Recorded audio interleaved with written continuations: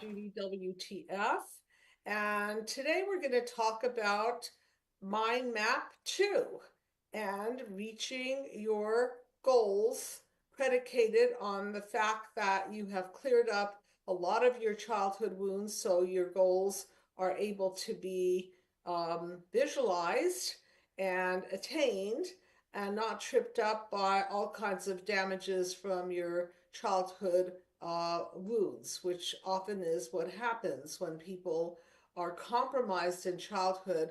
They don't have vision, they don't have goals, or maybe they do, but even if they do, they get tripped up and they default into old patterns, old belief systems, and then they don't move to better places in their life. So today is about setting your goals. And obviously, in order to set your goals, you have to have a vision. So if you would be so kind as to put up Mind Map 2, and it's called actually Mind Map Your Future. So let's take a look at that mind map.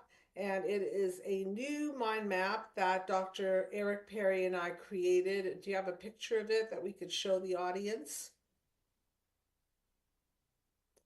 There it is. Okay, so take a look at Mind Map 2 and you will see the vision, and then you will see goals, and then you will see your strengths. So today we're going to discuss goals, but you can't have goals until you have a vision. So let's connect the two, vision and goals. So let's go back to vision. What is vision? Vision is something that is in your mind's eye, or it might be something that you're actually on the path of, and it inspires you. So there are a few conditions to having a vision that will take you to the goals. And one, in my opinion, is that it has to touch, move, and inspire you. Two, that you, as I said before, you have to clear up your childhood wounds so that you don't block your vision and shadow over it. And number three is it has to create making you and others a better version of yourself and a better version of the world. So that's when things really start rocking and rolling, is when you're on a pathway for betterment. And this could be anything from a vision of better health. It could be a vision of better finances. It could be a vision for where you want to live. It could be a vision for the type of work you want to do. It could be a vision for what kind of partner you want to have in your life. It is your vision. And unless you're clear on your vision, it's hard to clarify your goals because the goals are more specific. So the goals would be something like, okay, I want to start a new business, and my goal is to start a restaurant. I'm just making that up as an example. So your goal is centered around a vision that you have, but then it's got to be a little bit more specific in that you want to attain this goal. So what does that mean? That means that you have to have things like financing in place. You have to know what kind of audience or people you're going to serve. You have to know your budget. You have to have goals around when you want to set this up and how long it's going to take you, and whether you have to have legal and financial and accounting and trademarks and copyrights and all kinds of things like that. Because in order to realize a goal, it has to be somewhat, you've got to be able to feel it and touch it. It can't just be the vision, because now you're actualizing it and the goal is starting to take shape or form.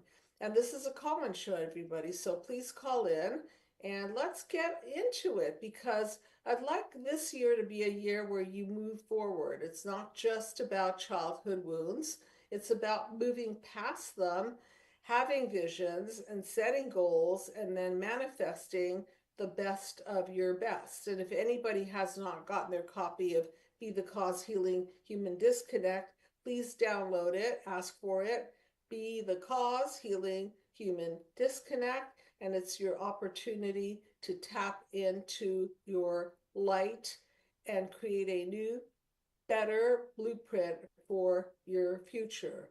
So grab that, and if you want a hard copy of it, you can always order off of Amazon.com, and that's a good way to have it in your hands, and then you can highlight things and put question marks and mark it all up and do whatever you want with it.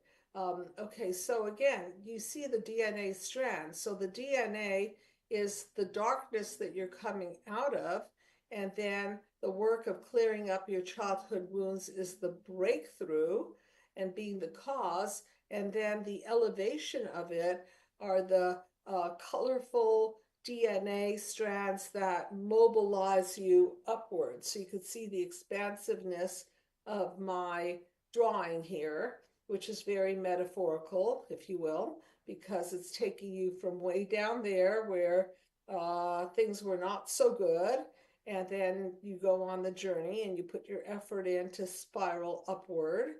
And then in the middle, you can see it expands because it's the breakthrough, and then it elevates and recodes into your future. So I'd like to get some calls going, because let's get some goals on the table so that you can bounce some ideas back and forth. And by the way, what my goal is to start a Mind Map Your Future group.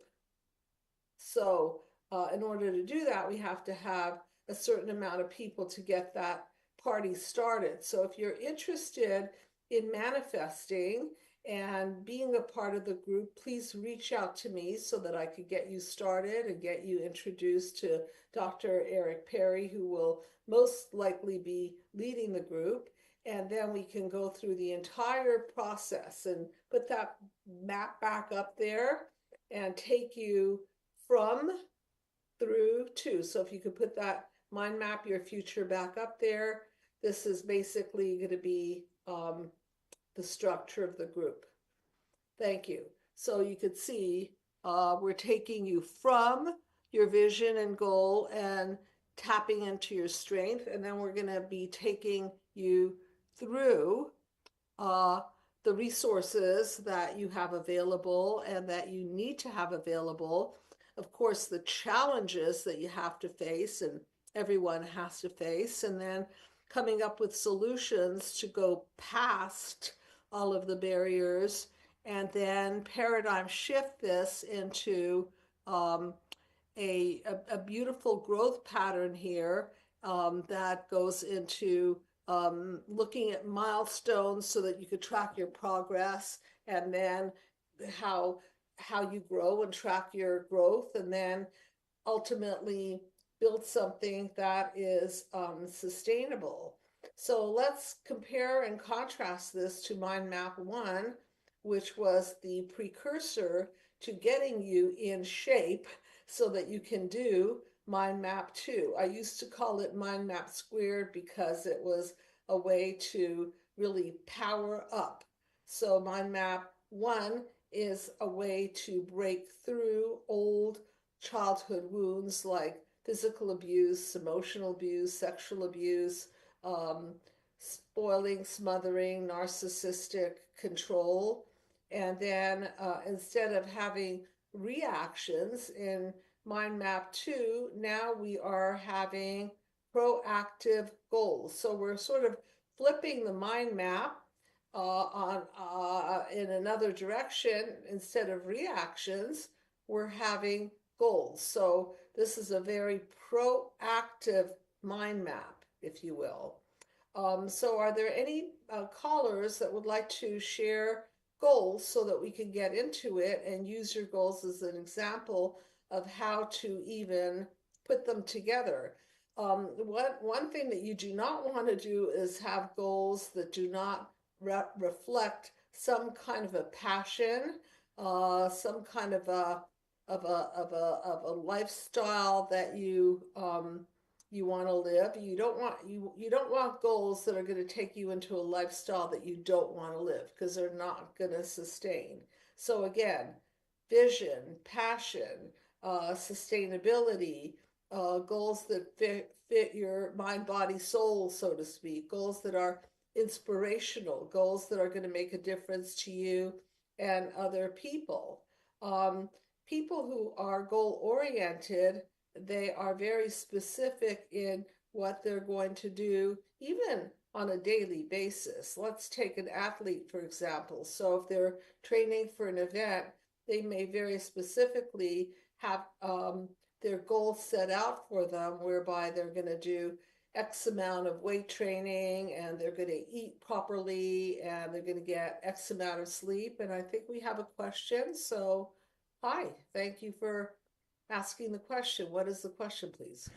All right, Dr. Judy, this question is from Kyle, and he asks, my goal is to transition into a new career that aligns with my passions and financial stability within the next year.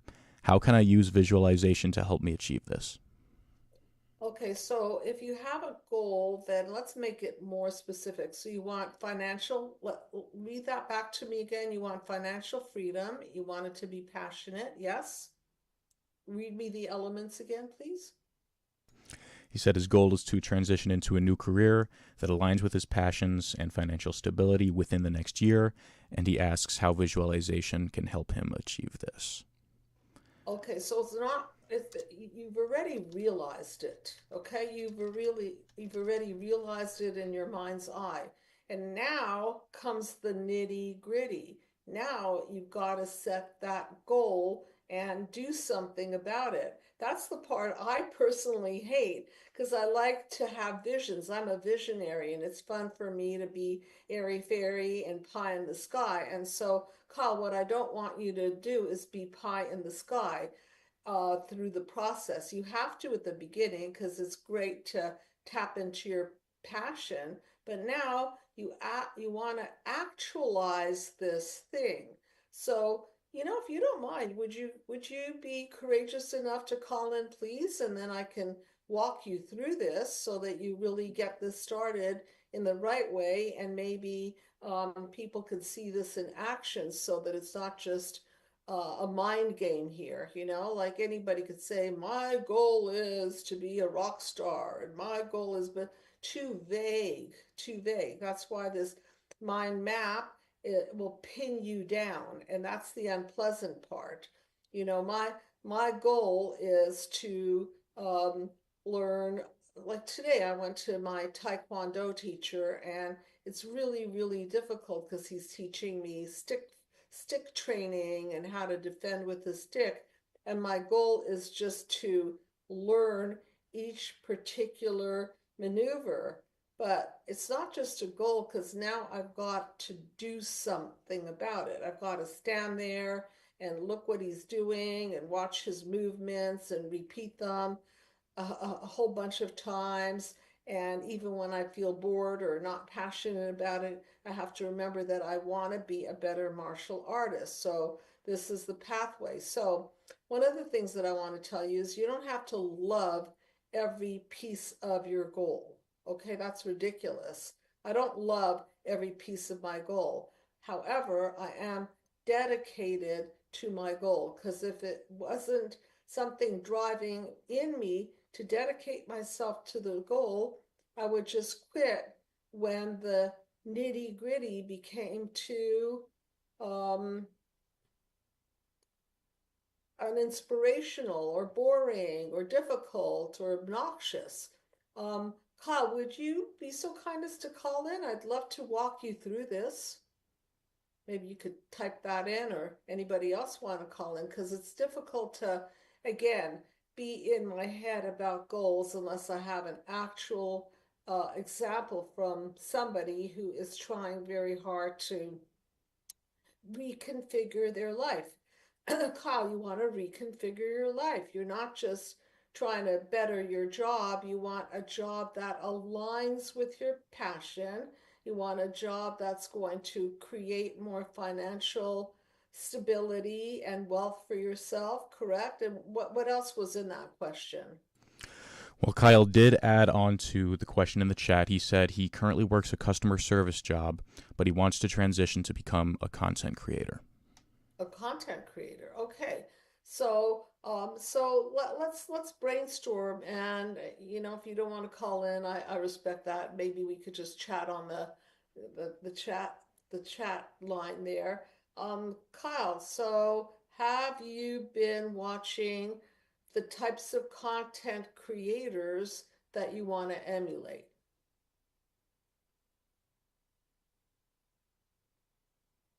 It would be so much better if you called in and we could talk about this. Okay, so that's the first thing I would do is I would look at content creators that are creating the type of content that's in line with my goal. And I would watch very carefully to see what it is that has my attention about it, how long they are, what it costs to produce these, what kind of labor it takes to create these, what kind of camera and microphone you need to create these. I don't think it's going to cost very much for you to get the proper equipment to create them. And then, like anything that has a goal to it, you have to be consistent. It's not good enough to create one or two pieces of content. You've got to put aside. So, in other words, let's think about the big goal, which you've stated, and then let's talk about the sub goals. So, the sub goals would be to carve out space and time where you actually write the content, where you brainstorm about the content, and then you film the content. And then, of course, you've got to post the content, and you've got to do research in terms of where you want to post this content. Do you want the content to be on TikTok, or you want to create an Instagram, or what do you want to do? And who is your audience? So do you see that there's a lot of forethought in this? So the goal is all about pinning it down. So if you see the picture of panel number 2, the goal, it's not reactionary, it's actually like a target. So put up panel number 2, you see there's a bullseye, right? And then there is an arrow that you shoot out, and those arrows that you're shooting out not just your ideas, you're shooting out the structure that you're going to use to create your goals. Again, the content, um, the the written material, because you want to maybe write a little outline for every piece of content that you want to post.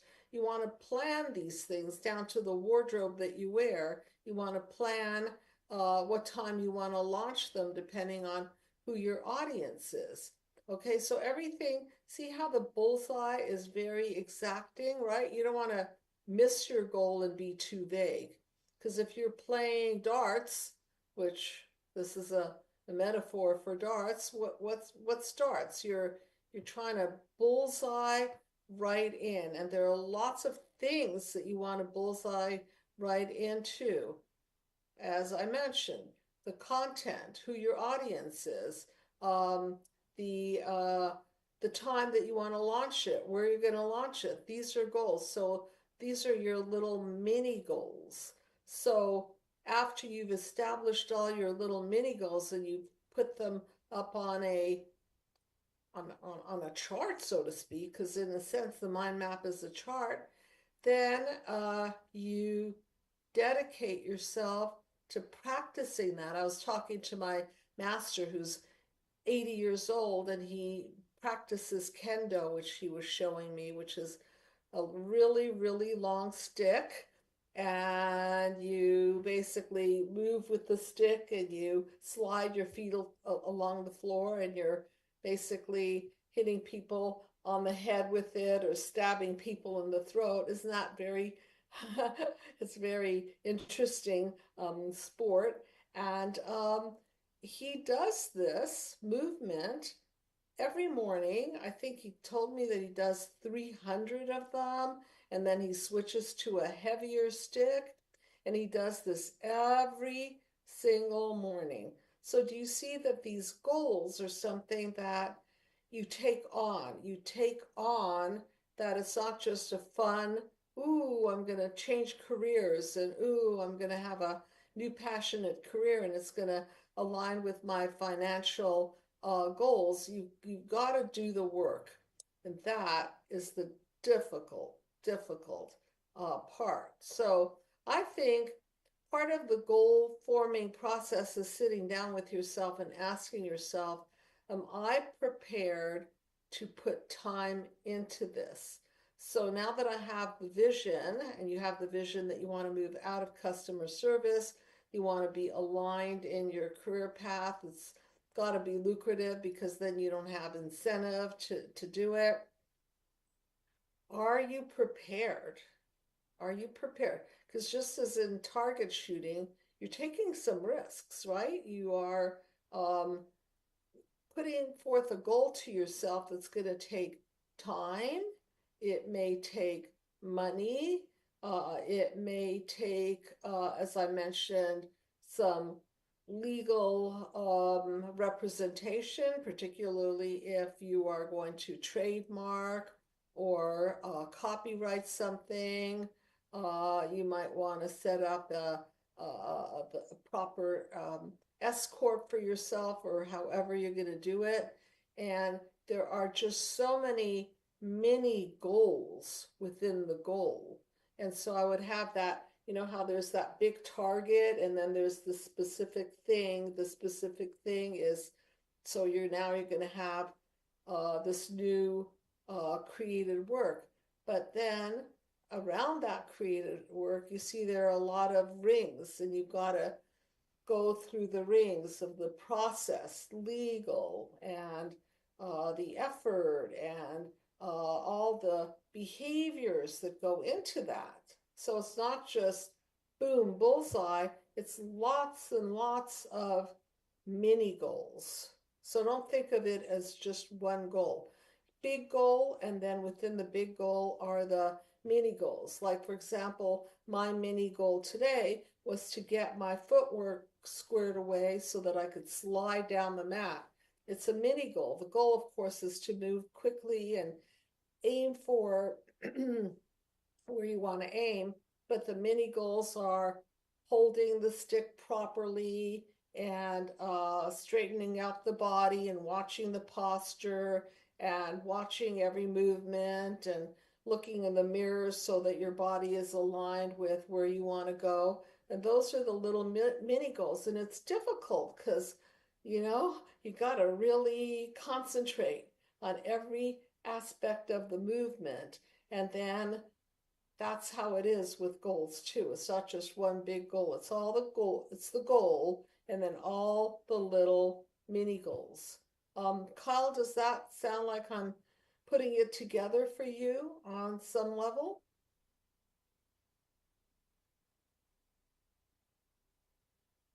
Are you still listening? Or anybody else in the chat room? I want you to get a taste for the the micro goals that go into the big goals, because without the micro goals, you're just going to dream on about the big goal, and that's always fun, but it's not really tying it to actualizing it. See the difference? One is more of an idea, and the other one is doing all of the footwork, all of the legal work, all of the planning, all of the time slotting, all of the scheduling, all of the research, all of that. There's a lot that goes in it. And of course, the more that you put into it, the more you will clarify, and the more you can also delete things that don't align with your goal. You might find that as you go through the process, you learn something new, or you find out that you're not as passionate about it as you thought you were. So you might have to make tweaks, all kinds of adjustments so that it stays in line with where you want to be going. So any questions about that part? Dr. Judy, Kyle says he is still listening and that some of his micro goals would include the fact that he's self-conscious about his voice and his face on video, and he has no experience with audio or video editing. He's worked in, customer service for 5 years, and he really wants to start a true crime YouTube page. A true crime, I love true crime, so I want to listen. Let me know when you start it, and maybe I could give you a shout out. So that's another thing, is that the fact that you have the courage to even chat with me in the chat room means that people may now be intrigued, and now you have a little tiny bit of an entree to people who might be looking out for it. And so those are how these things are born. You put it out there, and then you get more specific. And you did get more specific because you wanted it to be about true crime. And so now you're going to pull audience who watches true crime. And so you want to maybe be around like-minded people. You know, not everybody that does true crime is world famous, right? Some people are just beginning to put their ideas together and capitalize on it and formulate it. I think it would be great if you hung out with like-minded people. That's another thing. Remember, in the first mind map, if we go to panel number 8, if you look at that, where there's actually the first mind map, if you go to panel number 8, you will see a DNA, and on that DNA you will see a lot of people climbing the ladder step by step, and they're holding hands and they're generating progress. They're climbing up the ladder of success, so to speak. So instead of feeling like they're doing it alone, they're doing teamwork. And that's how they heal. That's how they climb. That's how they become the best of their best. So I would consider being a part of other individuals who are like-minded and have similar interests, in bouncing ideas off of them and helping them as they will help you climb up the ladder. So that you could see that now you're not just building your old ladder, the customer service ladder that you were on. You're formulating a new ladder, and anytime we create, it takes more energy. It's easy to do the same old, same old. I mean, for me, it's real easy to just repeat things over and over again. Maybe that's why I like the name so much, Dr. Judy WTF with the Freud, you know, like everybody's just repeating and then they're stuck in the past. But if you want to evolve, you have to do something different and experiment with that. And there's no right answer. If you're doing true crime, I bet you've watched all kinds of true crime shows. Maybe you want to sit down with a pen or pencil and paper and take little notes about what fascinates you about true crime, and put together a little journal on true crime inspirations. What kind of true crime? So then you get themes going. Okay, so your goal is to create different themes. Your goal is to be around like-minded people. Your goal is to create interesting content that will draw audience in. One common thing is that when you have been at a job for many years and you don't like what you're doing and you want to switch, you can get stuck in identifying yourself as a clerk. Is that what the position that you have? Some kind of clerk, is that right? Okay, so you don't want to get self-identified as something that you want to grow out of. So you could call it your day job. My day job is to be a clerk so I can get enough money and pay the rent and grocery bills so that I could do your passions, my passion. So your day job becomes you working for your higher self. That's how you reach your goals. You're not using your work to continue to do the same old, same old. Now you're using your work to achieve your goals that you have visualized, and you're using your work to support your growth process and support your creativity, support any classes that you might have to take, or any books that you might have to learn from, or seminars that you have to go through, or groups that will encourage you, okay? And that's part of the goal too, is to set what it is that you need to achieve your goals. So you may need, for example, you might realize that you need better sleep so your mind is clearer. So no, those become your mini goals. So not only are you onto your big goal, but now, well, in order to get the content going and to look fresh on camera, I'm going to have to get some sleep, or I'm going to have to be more hydrated, or I'm going to have to eat more nutritious food, or I'm going to have to hang out with people who are more loving and supportive, and people who have creative ideas. So anytime you have a goal, you have to understand that you've got to, like with the bullseye, you've got to surround yourself with the right layers around you. You see, you've got the bullseye, right? And the arrow, but then you've got all the other layers that direct you to the middle, which is where the bullseye is. And all of that direction helps to hone you into actualizing the bigger goal. And then those other round circles are the outside sub goals, so to speak, or mini goals that support the big goal. And then you have to understand that sometimes you're going to shoot an arrow and it's going to go out into the ozone, and maybe it'll light something up in you, and then you'll say, why didn't I think of that? I know I've been aiming for this, but I accidentally targeted that, and wow, I think I struck gold. Okay?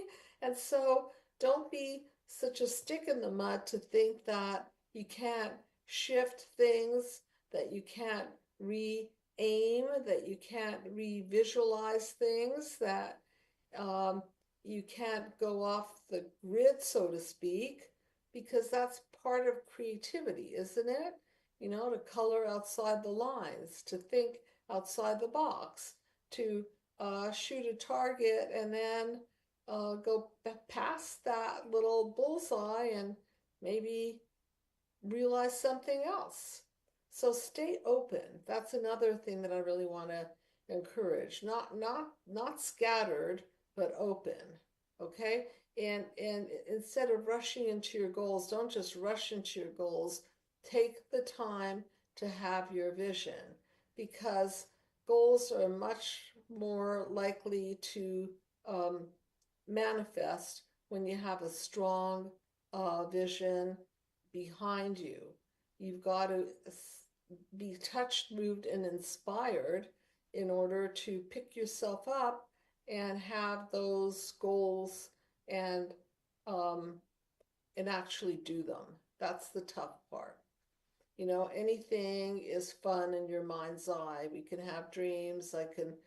I tend to be more, as I mentioned, in my head with visions, but unless I take those visions and create something either mentally inspirational or physically tangible, or something that will motivate myself and others, then it's just gonna live in my head. And if it just lives in my head, then it's not going to generate momentum, and you're not going to have those amazing clips that you disseminate online through TikTok or Instagram, or however, YouTube, however you decide to do it. Okay, so not good enough to just have things running through your head. You've got to actually form them. Any other questions there? Dr. Judy, we do have another question. This question is from Bella. She says, I've struggled with my weight for years, and now I've set a goal to run my first marathon, but I constantly doubt myself and feel embarrassed exercising in public.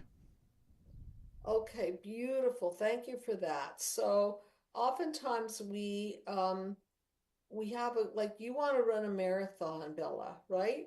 And that is your main goal. And in order to do that, your obstacles or anything that gets in the way of that, and that might be your body. Okay, so I invite you to be very, very stubborn about your goal and focus less on what your body looks like and focus on your body as behaving in alignment with your goal rather than I've got to lose weight. I've got to get in line with my goal. And what does that look like? And now you can start getting specific. Getting in line with my goal of the marathon means that I've got to eat certain calories at certain times of the day so that my body functions optimally. I might want to see a nutritionist. That means that I've got to drink a lot of water. I'm going to need vitamins and minerals so that my body machine works the best. And now instead of concentrating on, oh my God, I'm so heavy, I don't look the part, your focus is actually 180 degrees. It's not I need to lose weight and look good. It's I want to run that marathon. What do I need to do to get myself in shape to do that? Okay, does that make sense? So you turn it around 180 degrees. You take the emphasis off of losing weight and you put the emphasis on how amazing it would be to self-actualize and run this marathon. And then uh, what you have to do to get in line with with manifesting that. Does that make sense to you? And a lot of people lose the game of weight loss because they're just looking at the game of weight loss instead of, for example, what do I have to do to get healthy? What kind of food is going to make my body run better? What do I have to do to feed my muscles so that they're stronger? What do I have to do to get better energy bursts so my legs are speedier? If you thought more like function, what do I need to function better rather than what do I need to look better, I think you'd be on a better track. Bella That make says that makes sense, but how do I feel, or excuse me, how can I build confidence and get over the fear that I will fail at my goal? you make your goal not the confidence. You do what you need to do to commit to what you say that you want, and through that you will build confidence. You're putting the chicken before the egg. Like, let's say I said to you, I want to I want to be a confident martial artist, so I want to build confidence. No, the only way I could build confidence is to pick up that stick and listen to my master and put it in the proper place and find my rhythm and the angle. Or if I'm doing taekwondo kicks, the only way I'm going to build confidence is through 100 kicks a day or whatever I have to do to get there. So I wouldn't concentrate on I need to build confidence. Why don't you concentrate on I want to build competence? That'll build confidence. Does that make sense, Bella? Bella says, yes, thank you. Okay. Okay. So you see how we're so wrapped up and we want to look good, we want to be good, we want to be outstanding, but we kind of shy away from the little nitty-gritty things that are going to get us there. And that's the only builder that I know of. I can't build my confidence. I've got to build my competence. If I want to be a confident psychologist, I can't say, I want to be a confident psychologist. I have to build my competence. How do I do that? I've got to learn. I've got to figure out what's presented to me in my office. I've got to think on my feet. I've got to ask the right questions. I've got to know the people that are coming to see me. But I don't start with, I want to build my confidence. I want to build my competence. And after years of building competence, now I feel confident because it's earnership. That's what I'm trying to say. You earn it. Any other questions in the chat room about this?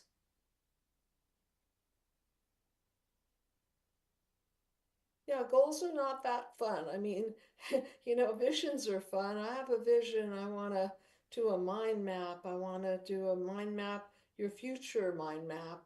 Those visions are fun, but now I've got to go through all of the steps that it takes, the artwork, the questions, the marketing, the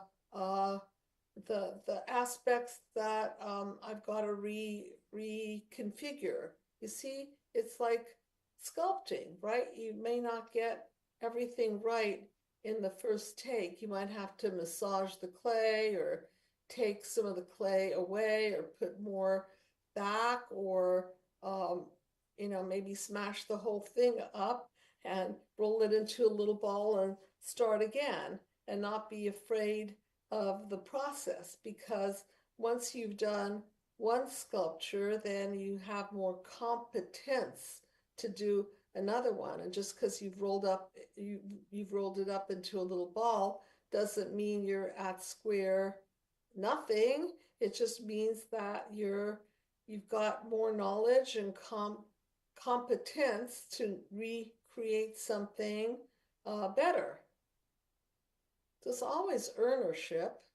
It's always earnership.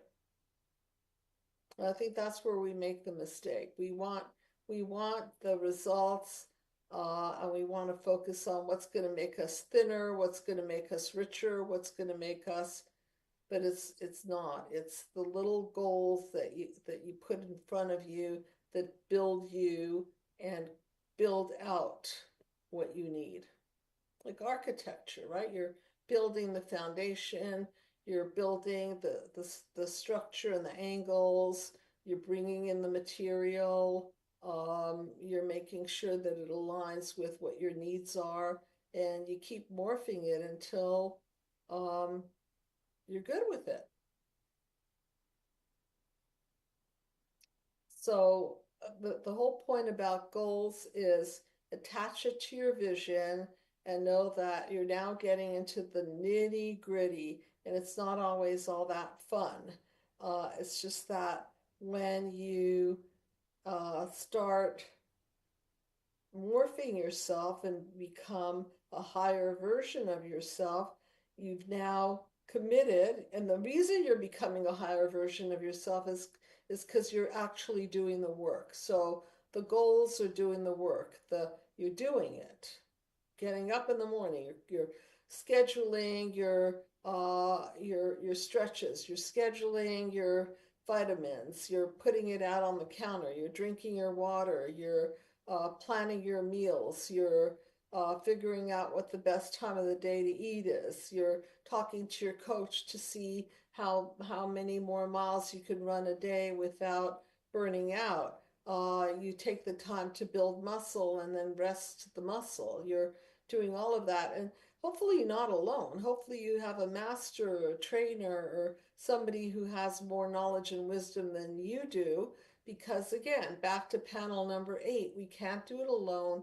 We need our growth partners. And the more that we surround ourselves with the right people, the more we are inclined to elevate ourselves. And it's always true that if you want to elevate yourself, be around people who are more elevated. And that's why I'm really inspired to do a group either with Dr. Perry or have Dr. Perry do it, or however it turns out, of people who are on the same pathway. One might be focused on being an artist. Another might be focused on true crime podcasts. Another might be focused on going back to school. Another might be focused on opening up a restaurant. Doesn't matter, because everybody is still going to be in that, in the trenches of taking the steps to do the micro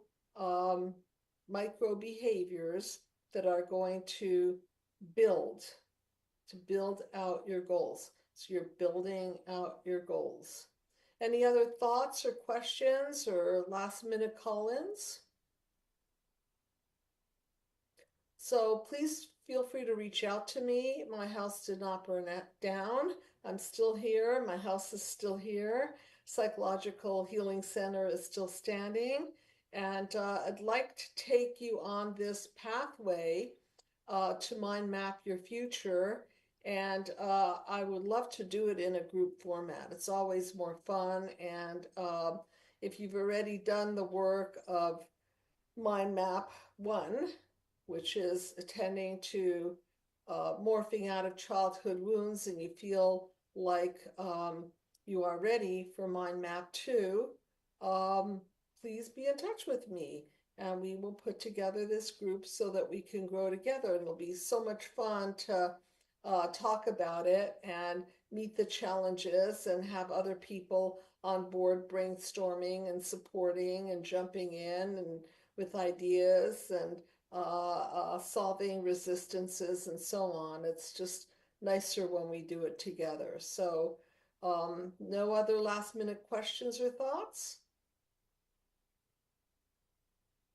So thank you very much, everyone, and I will see you next time. Good night.